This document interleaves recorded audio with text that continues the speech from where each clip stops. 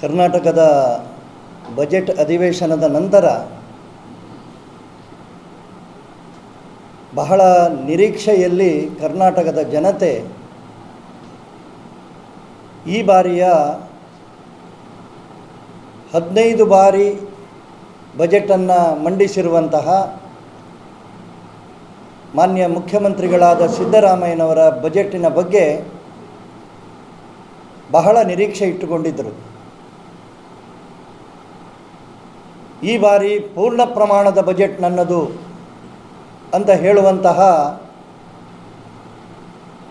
ಆಶಾಭಾವನೆ ಮೂಡಿಸುವಂತಹ ರೀತಿಯಲ್ಲಿ ಸಿದ್ದರಾಮಯ್ಯನವರು ಮತ್ತು ಅವರ ಮಂತ್ರಿಮಂಡಲದ ಎಲ್ಲ ಸದಸ್ಯರು ಹೇಳಿಕೊಂಡು ತಿರುಗಾಡ್ತಾ ಇದ್ದರು. ಕಳೆದ ಬಾರಿ ಬೊಮ್ಮಾಯಿಯವರು ಮಂಡಿಸಿದ ಬಜೆಟಿನ ನಂತರ ಮತ್ತೆ ಪುನಃ ಅವರು ಬಜೆಟ್ ಮಂಡಿಸಿರುವ ಹಿನ್ನೆಲೆಯಲ್ಲಿ ಈ ಬಾರಿ ನಾನು ಬಹಳ ಪೂರ್ಣ ಪ್ರಮಾಣದ ಬಜೆಟನ್ನು, ಜನಪರವಾದಂತಹ ಬಜೆಟನ್ನು ಮಂಡಿಸ್ತೇನೆ ಅಂತ ಹೇಳುವಂತಹ ಆಶ್ವಾಸನೆಯನ್ನು ಜನರ ಮುಂದೆ ಇಟ್ಟಿದ್ದರು. ಬಜೆಟನ್ನು ಪೂರ್ಣ ಪ್ರಮಾಣವಾಗಿ ನೋಡಿದರೆ ಖಂಡಿತವಾಗಿಯೂ ಅತ್ಯಂತ ನಿರಾಶಾದಾಯಕ ಮಾತ್ರವಲ್ಲ, ಅಭಿವೃದ್ಧಿ ಶೂನ್ಯ ಬಜೆಟನ್ನು ಈ ಬಾರಿ ಆರ್ಥಿಕ ತಜ್ಞರೆನಿಸಿಕೊಂಡಂತಹ 15 ಬಾರಿ ಬಜೆಟ್ ಮಂಡನೆ ಮಾಡಿದಂತಹ ಸಿದ್ದರಾಮಯ್ಯನವರು ಜನರಿಗೆ ಭ್ರಮನಿರಸನವನ್ನು ಮಾಡಿದ್ದಾರೆ.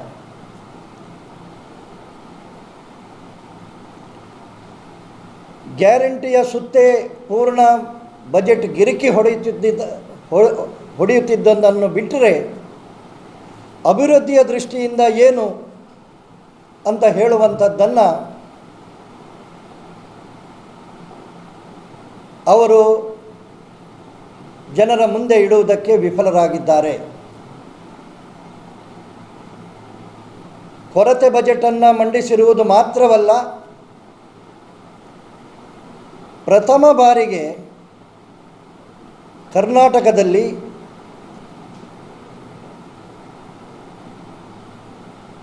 ರೆವಿನ್ಯೂ ಏನಿದೆ, ಎಕ್ಸ್ಪೆಂಡಿಚರ್, ಕಮಿಟೆಡ್ ಎಕ್ಸ್ಪೆಂಡಿಚರ್ ಅಂದರೆ ಬದ್ಧ ವ್ಯಯಗಳು, ಅಂದರೆ ಮಾಡಲೇಬೇಕಾದಂತಹ ವ್ಯಯಗಳು, ಅದು ಸರ್ಕಾರದ ಸಂಬಳದಿಂದ ಹಿಡಿದು ಬೇರೆ ಎಲ್ಲ ಸಂಗತಿಗಳನ್ನು, ಅದು 100% ದಾಟಿದೆ. ಅಭಿವೃದ್ಧಿಗೋಸ್ಕರ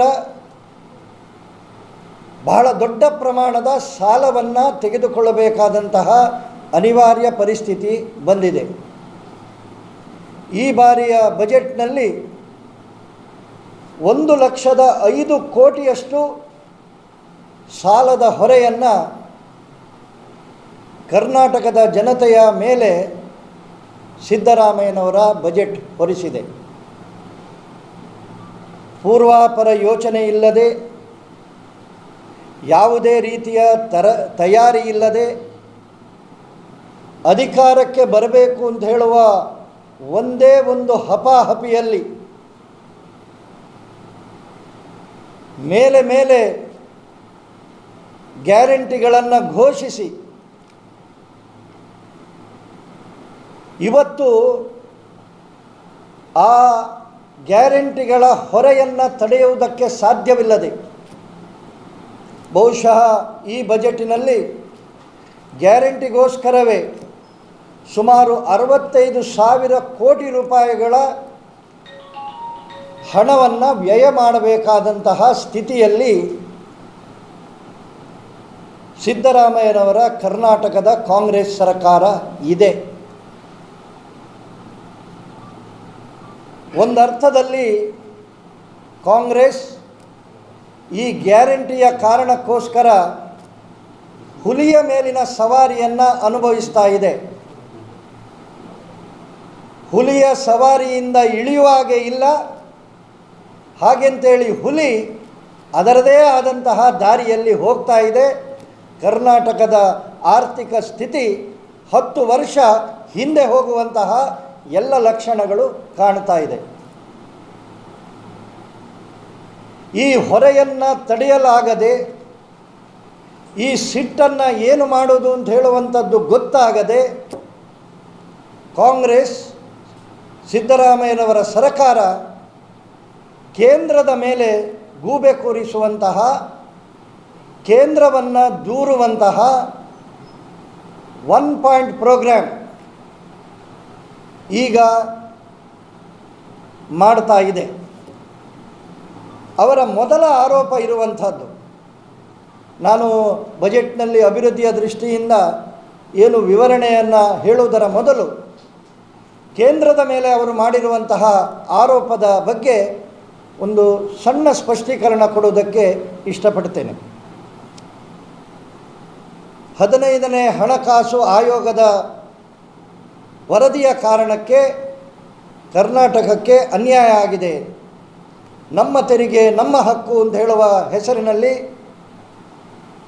ಸುಳ್ಳನ್ನೇ ಬಂಡವಾಳವಾಗಿಸಿಕೊಂಡು, ಯಾಕೆಂದರೆ ಅವರ ಹತ್ರ ಬೇರೆ ಬಂಡವಾಳ ಇಲ್ಲ, ಸರ್ಕಾರದ ದೃಷ್ಟಿಯಲ್ಲಿ ಅಭಿವೃದ್ಧಿ ಮಾಡುವುದಕ್ಕೆ ಬಂಡವಾಳ ಇಲ್ಲ, ಅದಕ್ಕೆ ಕೇಂದ್ರವನ್ನು ಬೈಯುವುದನ್ನೇ ಬಂಡವಾಳ ಮಾಡಿಕೊಂಡು ಒಂದೇ ಸುಳ್ಳನ್ನು ಮತ್ತೆ ಮತ್ತೆ ಹೇಳುವುದರ ಮೂಲಕ ಜನರನ್ನು ದಾರಿ ತಪ್ಪಿಸುವಂತಹ ಪ್ರಯತ್ನ ಮಾಡ್ತಾ ಇದ್ದಾರೆ. ಭಾರತದ ಸಂವಿಧಾನದ ಆರ್ಟಿಕಲ್ 280ರ ಅಡಿಯಲ್ಲಿ 5 ವರ್ಷಕ್ಕೆ ಒಮ್ಮೆ ದೇಶದ ರಾಷ್ಟ್ರಾಧ್ಯಕ್ಷರು ರಚಿಸಿರುವ ಹಣಕಾಸು ಆಯೋಗ ಕೇಂದ್ರ ಮತ್ತು ರಾಜ್ಯ ಸರ್ಕಾರದ ನಡುವಿನ ಹಣಕಾಸು ಸಂಬಂಧ ವ್ಯಾಖ್ಯಾನಗೊಳಿಸುವ ಸಾಂವಿಧಾನಿಕ ಸಂಸ್ಥೆಯಾಗಿದೆ. ಕೇಂದ್ರ ಮತ್ತು ಈ ಒಕ್ಕೂಟದ ವ್ಯವಸ್ಥೆಯಲ್ಲಿ ಸಣ್ಣ ವಿವರಣೆಯ ದೃಷ್ಟಿಯಲ್ಲಿ ನಾನು ಸ್ವಲ್ಪ ಹೆಚ್ಚು ಸಮಯ ತಗೊಳ್ತಾ ಇದ್ದೇನೆ. ಕೇಂದ್ರ ಮತ್ತು ರಾಜ್ಯ ಸರ್ಕಾರ ನಡುವೆ ಇರುವ ಅಸಮಾನತೆಯನ್ನು, ಅದನ್ನು ವರ್ಟಿಕಲ್ ಇಂಬ್ಯಾಲೆನ್ಸ್ ಅಂತೇಳಿ ಹೇಳ್ತಾರೆ. ರಾಜ್ಯ ನಡುವಿನ ಈ ವ್ಯತ್ಯಾಸಗಳನ್ನು, ಅಸಮಾನತೆಯನ್ನು, ಹಾರಿಜಾಂಟಲ್ ಅಸಮಾನತೆಯನ್ನು ನೀಗಿಸುವ ದೃಷ್ಟಿಯಲ್ಲಿ ಈ ಆಯೋಗದ ರಚನೆಯಾಗಿದೆ. ಇದು ಸಾಂವಿಧಾನಿಕ ಒಂದು ಸಂಸ್ಥೆ. ಇದರ ಮೇಲೆ ಕೇಂದ್ರ ಸರ್ಕಾರದ್ದಾಗಲಿ ರಾಜ್ಯ ಸರ್ಕಾರದ್ದಾಗಲಿ ಯಾವುದೇ ರೀತಿಯ ಹಿಡಿತ ಪ್ರಭಾವ ಮಾಡುವುದಕ್ಕೆ ಸಾಧ್ಯ ಇಲ್ಲ. ಬೇರೆ ಬೇರೆ ಸಂಗತಿಗಳನ್ನು, 5-6 ವಿಷಯಗಳನ್ನು ಮನಸ್ಸಿನಲ್ಲಿಟ್ಟುಕೊಂಡು ಅದು ಒಕ್ಕೂಟದ ವ್ಯವಸ್ಥೆಯಲ್ಲಿ ಈ ತೆರಿಗೆಯ ಹಂಚಿಕೆಯನ್ನು ಮಾಡ್ತದೆ. 1951ರಿಂದ ಇದು ಪ್ರಾರಂಭಗೊಂಡಿದೆ. ನಾನು ನೇರವಾಗಿ 2015ನೇ ವರೆಗೆ 13ನೇ ಹಣಕಾಸು ಆಯೋಗದಲ್ಲಿ ಕೇಂದ್ರ ತೆರಿಗೆ ಸಂಗ್ರಹಣೆಯಲ್ಲಿ ರಾಜ್ಯಗಳ ಪಾಲು ಎಷ್ಟಿತ್ತು ಅಂತೇಳಿ ಕೇಳಿದರೆ 32% ಮಾತ್ರ.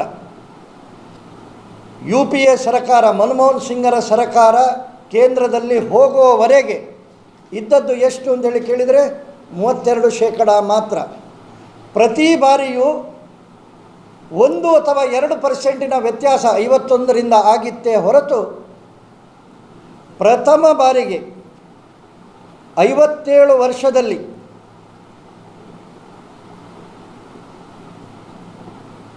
ಎರಡು 2014ರ ಮೇ ತಿಂಗಳಲ್ಲಿ ಅಧಿಕಾರಕ್ಕೆ ಬಂದ ನರೇಂದ್ರ ಮೋದಿ ನೇತೃತ್ವದ BJP ಸರ್ಕಾರ ಕೇಂದ್ರದ ತೆರಿಗೆ ಸಂಗ್ರಹಣೆಯಲ್ಲಿ ರಾಜ್ಯಗಳ ಪಾಲನ್ನು 32%ಇಂದ ಒಮ್ಮೆಲೆ 42%ಗೆ ಏರಿಕೆಯನ್ನು ಮಾಡಿದರು. 67 ವರ್ಷಗಳ ನಂತರ ಈ ಬೆಳವಣಿಗೆ ಆಗಿರುವಂಥದ್ದು. 10% ಒಂದು ಏರಿಕೆ ದೇಶದ ಇತಿಹಾಸದಲ್ಲಿ, ಹಣಕಾಸು ಆಯೋಗದ ಇತಿಹಾಸದಲ್ಲಿ ಮೊದಲ ಬಾರಿಗೆ ಮಾಡಿರುವಂಥದ್ದು ನರೇಂದ್ರ ಮೋದಿಯವರ ಸರ್ಕಾರ. ಅದಾದ ಮೇಲೆ ತುಲನಾತ್ಮಕವಾಗಿ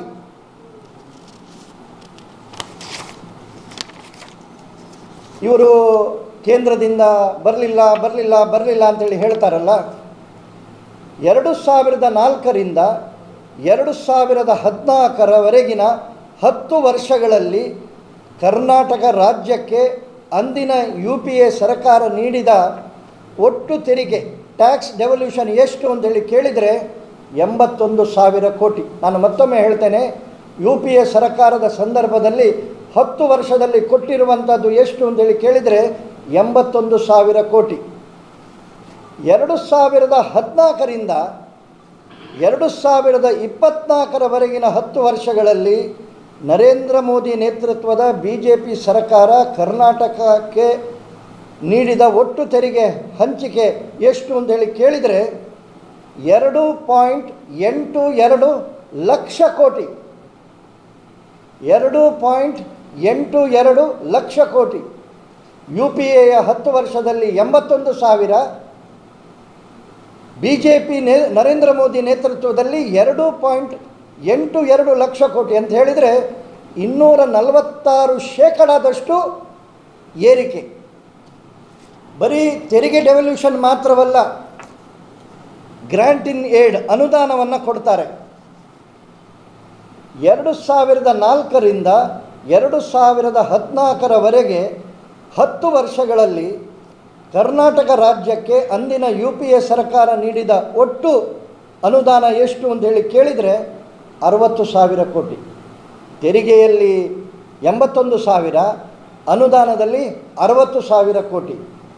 ಆದರೆ ಕಳೆದ 10 ವರ್ಷಗಳಲ್ಲಿ ಮೋದಿ ನೇತೃತ್ವದ ಕೇಂದ್ರದ ಸರ್ಕಾರ ಕರ್ನಾಟಕ ರಾಜ್ಯಕ್ಕೆ ಒಟ್ಟು ನೀಡಿದಂತಹ ಅನುದಾನ 2.36 ಲಕ್ಷ ಕೋಟಿ ರೂಪಾಯಿಗಳು ಅಂತ ಹೇಳಿದರೆ UPAಗೆ ತುಲನೆ ಮಾಡಿದರೆ 243% ಏರಿಕೆ. ನಾನು ಬಹಳ ಪ್ರಮುಖವಾಗಿ ಇದನ್ನು ಹೇಳುವುದಕ್ಕೆ ಕಾರಣ, ಪ್ರತಿ ಬಾರಿಯೂ ಕೇಂದ್ರ ಅನ್ಯಾಯ ಮಾಡಿದೆ ಅಂತೇಳಿ ಹೇಳ್ತಾರೆ. ಆದರೆ ನಿಜವಾಗಿ ಇಷ್ಟು ದೊಡ್ಡ ಪ್ರಮಾಣದಲ್ಲಿ ಒಕ್ಕೂಟದ ವ್ಯವಸ್ಥೆಯಲ್ಲಿ ನರೇಂದ್ರ ಮೋದಿಯವರು ಗುಜರಾತಿನ ಮುಖ್ಯಮಂತ್ರಿ ಆಗಿದ್ದಂತಹ ಹಿನ್ನೆಲೆಯಲ್ಲಿ 10% ಏರಿಕೆ ಮಾಡಿರುವುದು ಮಾತ್ರವಲ್ಲ, 250% ಟ್ಯಾಕ್ಸ್ ಡೆವಲ್ಯೂಷನ್ನಲ್ಲಿ ಮತ್ತು ಅನುದಾನದಲ್ಲಿಯೂ ಏರಿಕೆಯನ್ನು ಮಾಡಿದ್ದಾರೆ. ನಾನು ಕೇಂದ್ರ ಸರ್ಕಾರದಿಂದ ಕರ್ನಾಟಕಕ್ಕೆ ಬೇರೆ ಬೇರೆ ಯೋಜನೆಗಳಲ್ಲಿ ಎಷ್ಟೆಲ್ಲ ಬಂದಿದೆ ಅಂತ ಹೇಳುವಂಥದ್ದನ್ನು ಪುನಃ ವಿವರಣೆ ಕೊಡುವುದಕ್ಕೆ ಹೋಗುವುದಿಲ್ಲ. ಆದರೆ ಒಟ್ಟು ಕರ್ನಾಟಕಕ್ಕೆ ಬಿಡುಗಡೆಯಾದಂತಹ ಹಣ ಎಷ್ಟು ಅಂತೇಳಿ ಕೇಳಿದರೆ 2,78,854 ಕೋಟಿ ರೂಪಾಯಿಗಳು. ಇವತ್ತು ಕರ್ನಾಟಕದಲ್ಲಿ ಆಗುತ್ತಿರುವಂತಹ ಅಭಿವೃದ್ಧಿಗಳು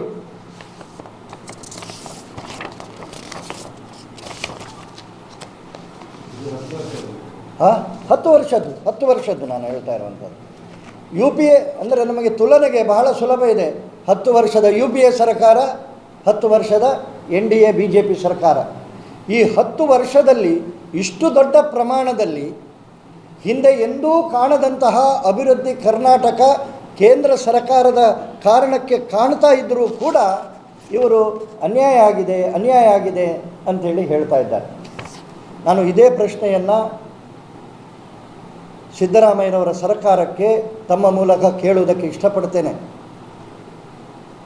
ಇವತ್ತು ತೆರಿಗೆ ಹಂಚಿಕೆ ಹೆಸರಿನಲ್ಲಿ ಅನ್ಯಾಯ ಆಗಿದೆ ಅಂಥೇಳಿ ದೇಶವನ್ನೇ ಒಡೆಯುವಂತಹ ಹೇಳಿಕೆಯನ್ನು ಅವರ ಪಕ್ಷದ ಲೋಕಸಭಾ ಸದಸ್ಯರು ಕೊಟ್ಟದ್ದನ್ನು ನಾವು ನೋಡಿದ್ದೇವೆ. ಇಡೀ ಕರ್ನಾಟಕ ರಾಜ್ಯದ 70% ತೆರಿಗೆ ಅದು ಬೆಂಗಳೂರಿನಿಂದ ಬರ್ತಾ ಇದೆ.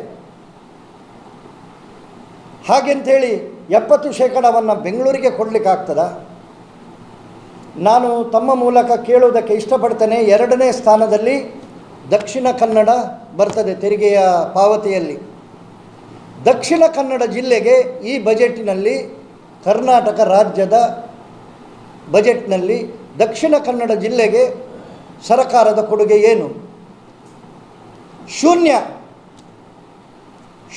ಒಂದೇ ಒಂದು ಅಭಿವೃದ್ಧಿಯ ಕಾರ್ಯಕ್ರಮಗಳು, ಯಾವುದೇ ರೀತಿಯ ದೊಡ್ಡ ಕೊಡುಗೆಗಳು ಇದರಲ್ಲಿ ಇಲ್ಲ. ಕರ್ನಾಟಕದ ಬಜೆಟ್ನಲ್ಲಿ ದಕ್ಷಿಣ ಕನ್ನಡ ಜಿಲ್ಲೆಯ ಅಭಿವೃದ್ಧಿಗೆ ಪೂರ್ತಿ ಶೂನ್ಯ. ಯಾಕೆ ಹೇಳ್ತಾ ಇದ್ದೇನೆ ಅಂಥೇಳಿ ಕೇಳಿದರೆ, ಇಲ್ಲಿ ಗುರುನಾರಾಯಣರ ಹೆಸರಿನಲ್ಲಿ ಏನು ನಿಗಮವನ್ನು ಸ್ಥಾಪನೆ ಮಾಡಿದ್ದಾರೆ. ಕಾಂಗ್ರೆಸ್ಸಿನ ಪ್ರಣಾಳಿಕೆಯಲ್ಲಿ ಪ್ರತಿ ವರ್ಷ 500 ಕೋಟಿ ರೂಪಾಯಿ ಕೊಡ್ತೇನೆ ಅಂತ ಹೇಳುವಂತಹ ಘೋಷಣೆಯನ್ನು ಮಾಡಿದ್ದಾರೆ.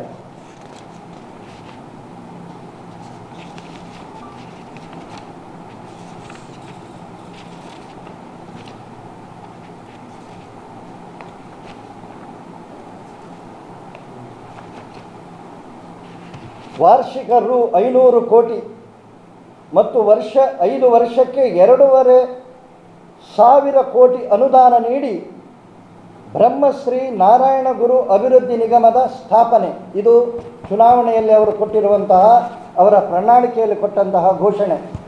ಆದರೆ ಕಳೆದ ಬಜೆಟ್ನಲ್ಲಾಗಲಿ ಈ ಬಜೆಟ್ನಲ್ಲಾಗಲಿ 1 ರೂಪಾಯಿಯನ್ನು ಇದಕ್ಕೆ ಕೊಡಲಿಲ್ಲ. ಸರ್ಕಾರ ಆರ್ಥಿಕವಾಗಿ ಎಷ್ಟು ದಿವಾಳಿಯಾಗಿದೆ ಅಂತ ಹೇಳಿದರೆ, ಗ್ಯಾರಂಟಿಯ ಭಾರದಿಂದ ಕಾರಣಕ್ಕೆ ಅವರಿಗೆ 11,000 ಕೋಟಿ ರೂಪಾಯಿ SC STಗಳ 11,000 ಕೋಟಿ ರೂಪಾಯಿ SC STಗಳ ಅಭಿವೃದ್ಧಿಯ ದೃಷ್ಟಿಯಿಂದ ಅದನ್ನು ಬೇರೆದಕ್ಕೆ ಉಪಯೋಗ ಮಾಡಲಿಕ್ಕೆ ಅವರಿಗೆ ಕಾನೂನಿನಲ್ಲೇ ಅವಕಾಶವಿಲ್ಲ. ಆದರೆ ಇವತ್ತು ಈ ಹಣವನ್ನು ಕೂಡ ಗ್ಯಾರಂಟಿಗಳಿಗೆ ಉಪಯೋಗ ಮಾಡುವುದರ ಮೂಲಕ SC STಗಳ ಅಭಿವೃದ್ಧಿಯ ದೃಷ್ಟಿಯಲ್ಲಿ ಇಟ್ಟಂತಹ ಹಣವನ್ನು ದುರುಪಯೋಗ ಮಾಡಿದ್ದಾರೆ. SC STಗಳಿಗೆ ಅನ್ಯಾಯ ಮಾಡಿದ್ದಾರೆ. ರೈತರಿಗೆ, ಇಲ್ಲಿ ದಕ್ಷಿಣ ಕನ್ನಡ ಜಿಲ್ಲೆಯ ರೈತರ ಸಮಸ್ಯೆಗಳ ದೃಷ್ಟಿಯಲ್ಲಿ ಅವರ ಬಜೆಟ್ನಲ್ಲಿ ಬಡ್ಡಿ ರಹಿತ ಸಾಲ ಪ್ರಣಾಳಿಕೆಯಲ್ಲಿ ಬಡ್ಡಿ ರಹಿತ ಸಾಲ 3ರಿಂದ 10 ಲಕ್ಷಕ್ಕೆ ಏರಿಸ್ತೇವೆ ಹೇಳಿದರು. ಕಳೆದ ಬಜೆಟ್ನಲ್ಲಿ ಅದನ್ನು 5 ಲಕ್ಷಕ್ಕೆ ಏರಿಸಿದರು. ಯಾವುದಾದರೂ ಒಂದು ಸಹಕಾರಿ ಸಂಸ್ಥೆ 5 ಲಕ್ಷ ರೂಪಾಯಿಯನ್ನು ರೈತರಿಗೆ ಶೂನ್ಯ ಬಡ್ಡಿಯಲ್ಲಿ ಕೊಡಲಿಕ್ಕೆ ಸಾಧ್ಯ ಯಾಕೆ ಆಗಲಿಲ್ಲ ಅಂತ ಹೇಳಿದರೆ, ಸರ್ಕಾರ ಅದಕ್ಕೆ ಬೇಕಾಗುವ ಹಣ ಬಿಡುಗಡೆ ಮಾಡಲಿಲ್ಲ. ಹಾಲು ಉತ್ಪಾದಕರಿಗೆ ಕೊಡುವಂತಹ ಬೆಂಬಲ ಬೆಲೆ ಅದು ಸರಿಯಾಗಿ ತಲುಪ್ತಾ ಇಲ್ಲ. ವಿದ್ಯುತ್ತಿನ ದೃಷ್ಟಿಯಲ್ಲಿ ಇವತ್ತು ನಡೆಸುವುದಕ್ಕೆ ಭಾರ ಆಗುವಂತಹ ರೀತಿಯಲ್ಲಿ ಇವತ್ತು ರೈತ ಟ್ರಾನ್ಸ್ಫಾರ್ಮರ್ ಹಾಕಬೇಕು ಅಂತ ಹೇಳಿ ಆದರೆ BJP ಸರ್ಕಾರ ಇರುವಾಗ ಸರ್ಕಾರವೇ ಭರಿಸ್ತಿತ್ತು. ಈಗ 1.5 ಲಕ್ಷ ರೂಪಾಯಿ ಒಬ್ಬ ರೈತ ಟ್ರಾನ್ಸ್ಫಾರ್ಮರ್ ಹಾಕುವುದಿದ್ದರೆ ಖರ್ಚು ಮಾಡಬೇಕಾದಂತಹ ಅನಿವಾರ್ಯ ಪರಿಸ್ಥಿತಿಯಲ್ಲಿದ್ದಾರೆ. ಒಂದೇ ಒಂದು ಶಾಸಕರ ಕ್ಷೇತ್ರದಲ್ಲಿ ಇವತ್ತೀಗ ಅವರು ಹೇಳ್ತಾ ಇದ್ದಾರೆ. ಆದರೆ ಅವರದೇ ಶಾಸಕರು ಹೇಳಿರುವ ರೀತಿಯಲ್ಲಿ ನಮ್ಮದು ವಿರೋಧ ಪಕ್ಷದ ಶಾಸಕರನ್ನು ಬಿಟ್ಟು ಬಿಡಿ, ಆಡಳಿತ ಪಕ್ಷದ ಶಾಸಕರ ಕ್ಷೇತ್ರದಲ್ಲಿಯೂ ಕೂಡ ಅಭಿವೃದ್ಧಿಯ ದೃಷ್ಟಿಯಿಂದ ಹಣ ಬಿಡುಗಡೆ ಮಾಡದಂತಹ ಸ್ಥಿತಿಯಲ್ಲಿ ಕಾಂಗ್ರೆಸ್ ತಲುಪಿದೆ, ಸರ್ಕಾರ ತಲುಪಿದೆ. ಈ ಹಿನ್ನೆಲೆಯಲ್ಲಿ ಈ ಬಜೆಟ್ ಪೂರ್ತಿ ರೈತ ವಿರೋಧಿ. ನಮ್ಮ ಸರ್ಕಾರದ ಸಂದರ್ಭದಲ್ಲಿ ಇದ್ದಂತಹ ಕಿಸಾನ್ ಸಮ್ಮಾನ್ ಯೋಜನೆಯನ್ನು ಏನು 4,000 ರೂಪಾಯಿ ಕೊಡ್ತಾ ಇದ್ದೆವು ಅದನ್ನು ನಿಲ್ಲಿಸಿದ್ದಾರೆ. ರೈತರ ವಿದ್ಯಾನಿಧಿಯನ್ನು ನಿಲ್ಲಿಸಿದ್ದಾರೆ. ರೈತ ಮಕ್ಕಳಿಗೆ ವಿದ್ಯಾಭ್ಯಾಸಕ್ಕೆ ಕೊಡ್ತಿರುವಂಥದ್ದು, ಕಾರ್ಮಿಕರ ಮಕ್ಕಳಿಗೆ ವಿದ್ಯಾಭ್ಯಾಸಕ್ಕೆ ಅಥವಾ ಬೇರೆ ಬೇರೆ ರೀತಿಯ ತೆರಿಗೆಯಲ್ಲಿ ಇದು ಅನುದಾನದಲ್ಲಿ ಸುಮಾರು 200% ಕಡಿಮೆ ಮಾಡಿದ್ದಾರೆ. ಕೊನೆಗೆ ಎಲ್ಲಿಯವರೆಗೆ ಅಂತೇಳಿ ಹೇಳಿದರೆ, ಇವತ್ತೊಂದು ಹೊಸ ಕಾನೂನನ್ನು ತಂದಿದ್ದಾರೆ. ದೇವಸ್ಥಾನದ ಹುಂಡಿಯಿಂದಲೂ ಕೂಡ ಸರ್ಕಾರ ಹಣ ತೆಗೆಯುವಂತಹ ಸ್ಥಿತಿಗೆ ಬಂದಿದೆ. ಅಲ್ಪಸಂಖ್ಯಾತರನ್ನು ತುಷ್ಟೀಕರಣದ ದೃಷ್ಟಿಯಲ್ಲಿ 10,000 ಕೋಟಿ ರೂಪಾಯಿ ಮೀಸಲಿಡ್ತೇನೆ ಅಂತೇಳಿ ಘೋಷಣೆ ಮಾಡಿದರು. 1,000ವನ್ನು ಬಜೆಟ್ನಲ್ಲಿ ಘೋಷಣೆ ಮಾಡಿದರು. 300 ಕೋಟಿ ರೂಪಾಯಿಯನ್ನು ಅವರಿಗೆ ಮೀಸಲಿಟ್ಟಿದ್ದಾರೆ. ಕ್ರಿಶ್ಚಿಯನ್ರಿಗೆ 200 ಕೋಟಿಯನ್ನು ಮೀಸಲಿಟ್ಟಿದ್ದಾರೆ. ನಾನು ಅವರಿಗೆ ಇಟ್ಟದರ ಬಗ್ಗೆ ನನ್ನ ಆಕ್ಷೇಪ ಅಲ್ಲ. ಆದರೆ ದೇವಸ್ಥಾನವನ್ನು ನಡೆಸುವುದಕ್ಕೆ ಒಂದು 300 ಕೋಟಿಯನ್ನು ನಾನು ಕೊಡ್ತೇನೆ ಅಂತ ಹೇಳುವಂತಹ ಘೋಷಣೆಯನ್ನು ಮಾಡುವುದಕ್ಕೆ ಸಾಧ್ಯವೂ ಇಲ್ಲ, ಆ ಮಾನಸಿಕ ಸ್ಥಿತಿಯೂ ಇಲ್ಲ. ಅದರ ಜೊತೆಗೆ ದೇವಸ್ಥಾನದ ಹುಂಡಿಯ ಹಣವನ್ನೇ ತೆಗೆಯುವಂತಹ ಮಟ್ಟಕ್ಕೆ ಬಂದಿರುವಂತಹದ್ದು. ಈ ತಾರತಮ್ಯವನ್ನು ಖಂಡಿತವಾಗಿಯೂ ರಾಜ್ಯದ ಜನತೆ ಗಮನಿಸ್ತಿದ್ದಾರೆ ಅಂತ ಹೇಳಿ ನಾನು ತಿಳ್ಕೊಳ್ತೇನೆ. ಇವತ್ತಿನ ಈ ಪತ್ರಿಕಾಗೋಷ್ಠಿಯನ್ನು ಈ ರೀತಿಯಲ್ಲಿ ತಪ್ಪು ಅಭಿಪ್ರಾಯವನ್ನು ಬಿಂಬಿಸ್ತಾ ತನ್ನ ಅಸಮರ್ಥತೆಯನ್ನು, ತನ್ನಿಂದ ಸಾಧ್ಯವಾಗದನ್ನು ಈ ಗ್ಯಾರಂಟಿಯ ಕಾರಣಕ್ಕೋಸ್ಕರ ಸರ್ಕಾರವನ್ನು ನಡೆಸೋದಕ್ಕೆ ಸಾಧ್ಯವಿಲ್ಲದಂತಹ ಸ್ಥಿತಿಯಲ್ಲಿ ಗ್ಯಾರಂಟಿಯು ಪೂರ್ತಿಯಾಗಿ ತಲುಪ್ತಾ ಇದೆಯೋ ಅಂತೇಳಿ ಕೇಳಿದರೆ ಅದು ಕೆಲವರೆಲ್ಲ ಹೇಳೋ ಪ್ರಕಾರ ಗೃಹಲಕ್ಷ್ಮಿಯಲ್ಲಿ ಕಳೆದ 3 ತಿಂಗಳಿಂದ ಅವರ ಅಕೌಂಟಿಗೆ ಹಣ ಬರಲಿಲ್ಲ ಅಂತೇಳಿ ಹೇಳ್ತಾ ಇದ್ದಾರೆ. ಸರಿಯಾಗಿ ಸಂಬಳವನ್ನೂ ಕೊಡೋದಕ್ಕೆ ಸಾಧ್ಯ ಇಲ್ಲದೆ ಕಾಂಗ್ರೆಸ್ ಇವತ್ತು ಸರ್ಕಾರ, ಸಿದ್ದರಾಮಯ್ಯನವರ ಸರ್ಕಾರ ಶೂನ್ಯ ಅಭಿವೃದ್ಧಿಯ ಜೊತೆಗೆ ಈ ಕರ್ನಾಟಕದ ಜನತೆಗೆ ಅನ್ಯಾಯ ಮಾಡ್ತಾ ಇದೆ ಅಂತ ಹೇಳುವಂಥದ್ದನ್ನು ತಮ್ಮ ಮೂಲಕ ತಿಳಿಸುವುದಕ್ಕೆ ಇಷ್ಟಪಡ್ತೇನೆ.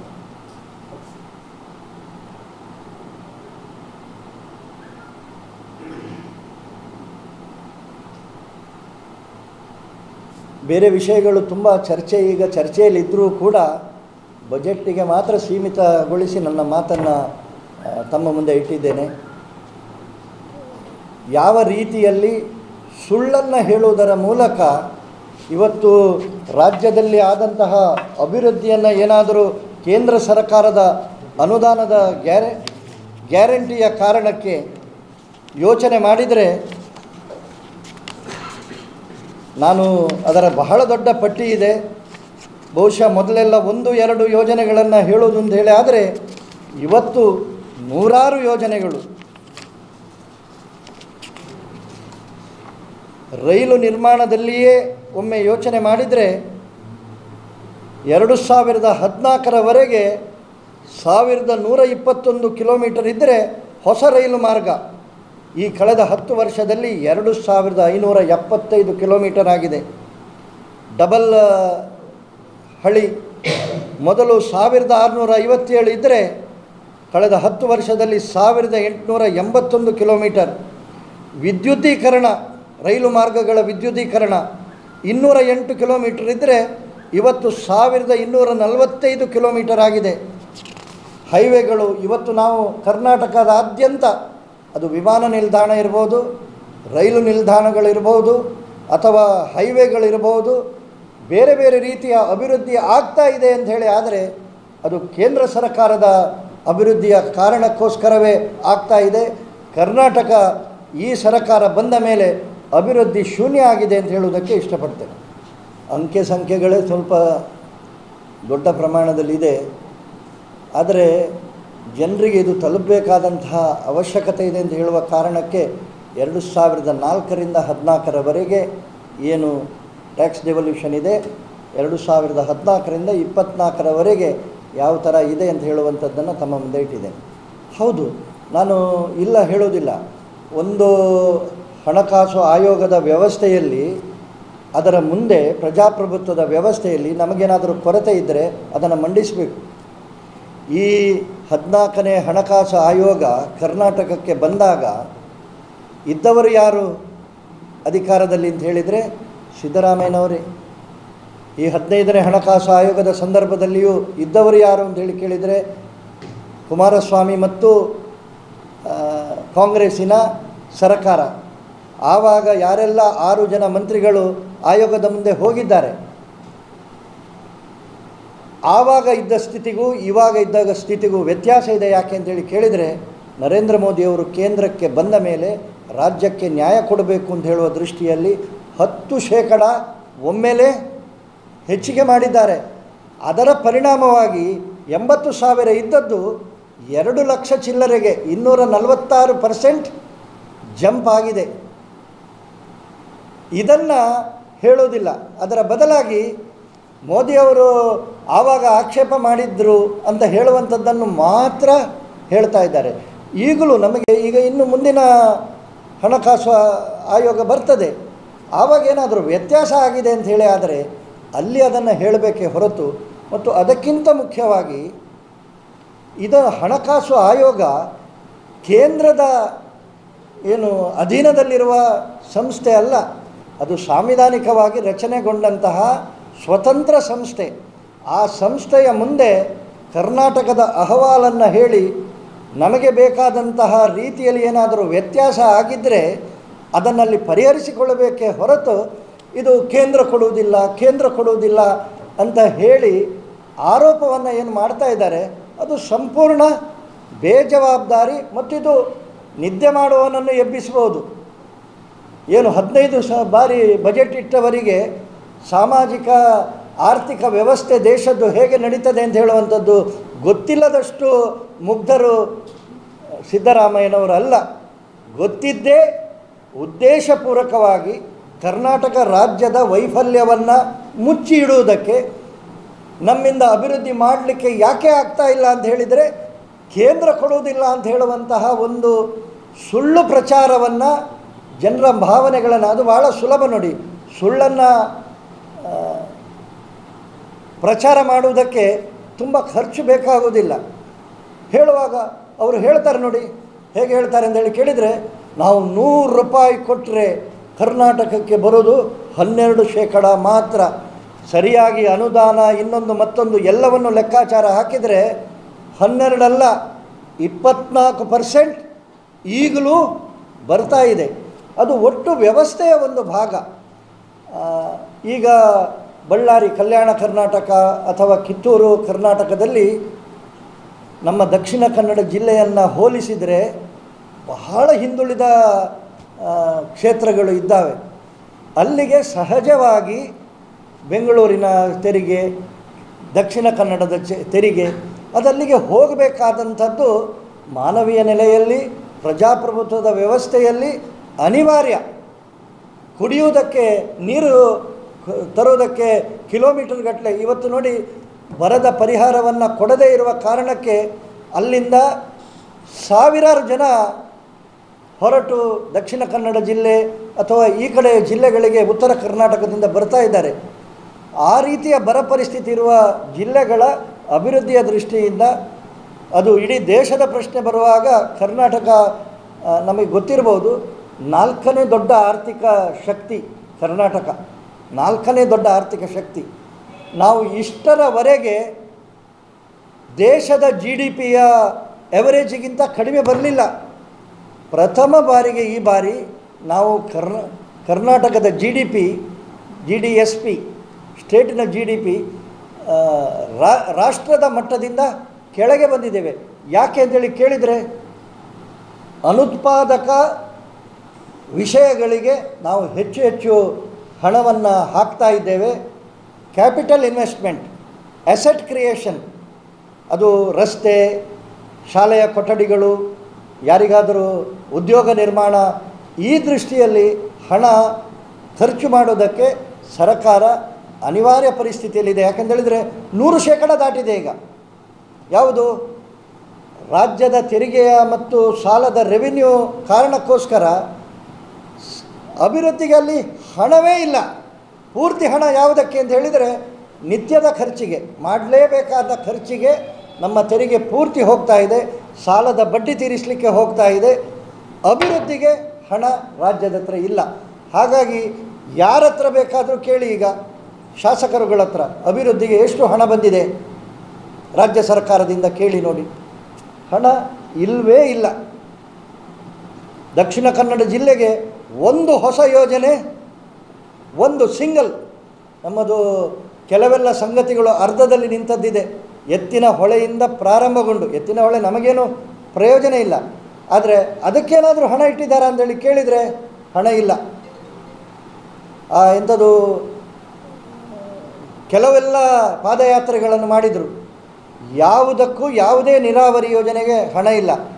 ಕಳೆದ ಬಾರಿ ದಕ್ಷಿಣ ಕನ್ನಡ ಜಿಲ್ಲೆಗೆ ಪಶ್ಚಿಮ ವಾಹಿನಿಯಲ್ಲಿ 100 ಕೋಟಿ ರೂಪಾಯಿಗಳು ಬಂದಿತ್ತು. ಇವತ್ತೇನೆಲ್ಲ ನಾವು ಕಿಂಡಿ ಅಣೆಕಟ್ಟುಗಳನ್ನು ನೋಡ್ತಾ ಇದ್ದೇವೆ. ನಮ್ಮ ವಿಧಾನಸಭಾ ಕ್ಷೇತ್ರದಲ್ಲೇ 52 ಕಿಂಡಿ ಅಣೆಕಟ್ಟುಗಳು ಆಗಿದ್ದಾವೆ. ನೋಡುವ ಈ ಹೊಸ ಸರ್ಕಾರದಲ್ಲಿ ಒಂದು ಸಿಂಗಲ್ ಇಲ್ಲ. ಅಭಿವೃದ್ಧಿ ಅಂತ ಹೇಳುವಂಥದ್ದು 100ಕ್ಕೆ 100 ನಿಂತು ಹೋಗಿದೆ ಹೇಳಿದರೂ ತಪ್ಪಾಗಲಿಕ್ಕಿಲ್ಲ.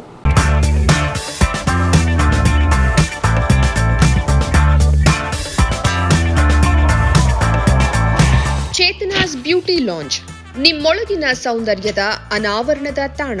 Aesthetic spa, makeup, hair styling, salon ಹೀಗೆ ಎಲ್ಲ ಸೌಂದರ್ಯವರ್ಧಕ ಸೇವೆಗಳು ಒಂದೇ ಸೂರಿನಡಿ. ಚೇತನಾಸ್ ಎಜುಕೇಶನಲ್ ಫೌಂಡೇಶನ್ ಮೂಲಕ ವೈವಿಧ್ಯಮಯ ಬ್ಯೂಟಿ ಕೋರ್ಸ್ಗಳು. ಮೇಕಪ್ ಆರ್ಟಿಸ್ಟ್ ಆಗಬೇಕೆಂಬ ಕನಸಿರುವವರಿಗೆ ಅತ್ಯುತ್ತಮ ಅವಕಾಶ. 2 ದಿನಗಳಿಂದ ಆರಂಭಿಸಿ 6 ತಿಂಗಳವರೆಗಿನ ವೈವಿಧ್ಯಮಯ ಬ್ಯೂಟಿ, ಮೇಕಪ್ ಕೋರ್ಸ್ಗಳು. ಅಂತಾರಾಷ್ಟ್ರೀಯ ಮಟ್ಟದಲ್ಲಿ ಸೌಂದರ್ಯವರ್ಧಕ ತರಬೇತಿ ಪಡೆದಿರುವ ಚೇತನಾ ಎಸ್ ಅವರಿಂದ ನುರಿತ ತರಬೇತಿ.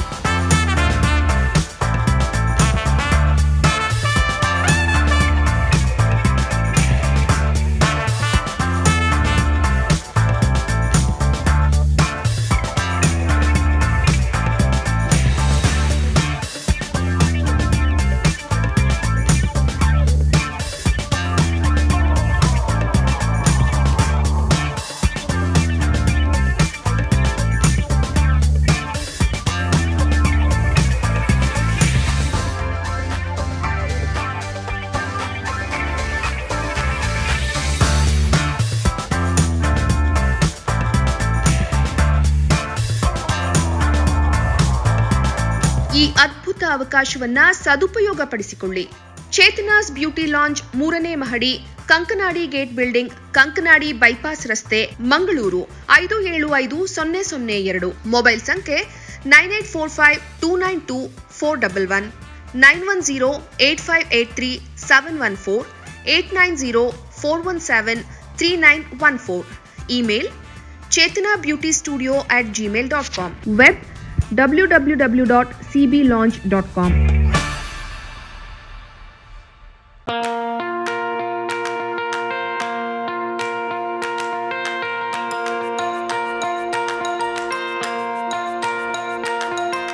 Dr. M.V. Shetty Institutions, Mangaluru.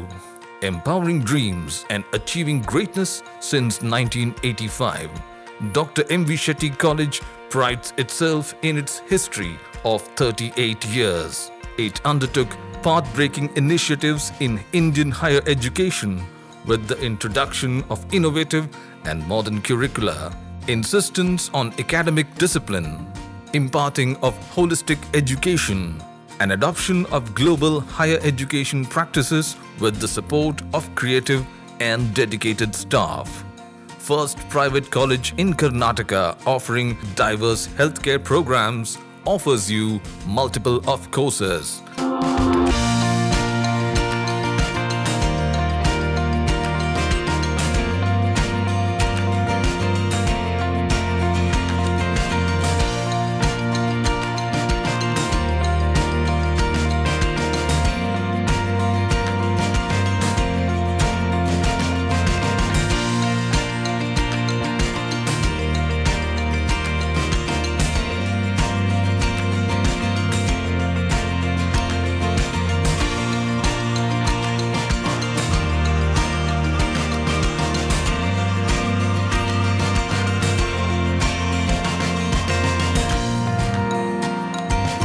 Dr. M.V. Shetty Institutions is a nurturing ground for an individual's holistic development to make effective contribution to the society in a dynamic environment. Dr. M.V. Shetty Institutions, Kavur Road, Vidyanagar, Mangaluru, Karnataka 575013.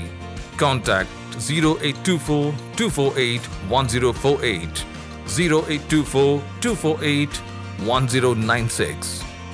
Website www.mvshettycolleges.edu.in.